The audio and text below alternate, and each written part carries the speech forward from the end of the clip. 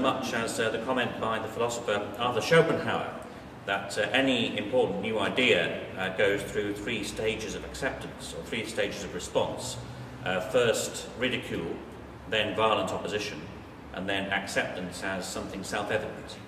And we could say that many of the items in this edition should suggest that, or should provide people from the Communist Party with a ready riposte to anyone who tries to tell you that you're on the wrong side of history. Because here we find people, front pages, calling for equal pay for women, for women's right to choose, for the death throes of apartheid in South Africa, and another one which I can't quite see for the moment was what's the other one? Was that one? Yeah, of course, self-determination for East Timor. Self-determination for East Timor. All causes that alternative media, at least the Communist Party newspaper, took up long before they became mainstream.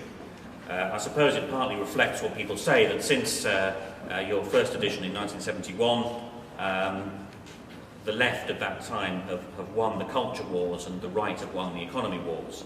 But that may not be true, actually. It depends over what time frame you regard that question. It reminds me of the remark attributed to the Chinese communist leader Chu Enlai in about 1960. And he was asked to assess the true historical significance of the French Revolution some 170 years earlier. And he thought for a while before saying, it's too early to tell. And it may still be too early to tell. We have here, I've brought along a selection of today's corporate media as well, or at least the 2 bits of the Herald.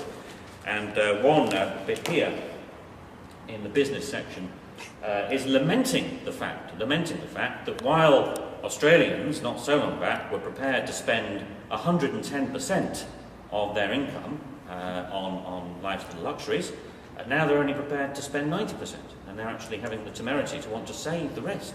Outrageous.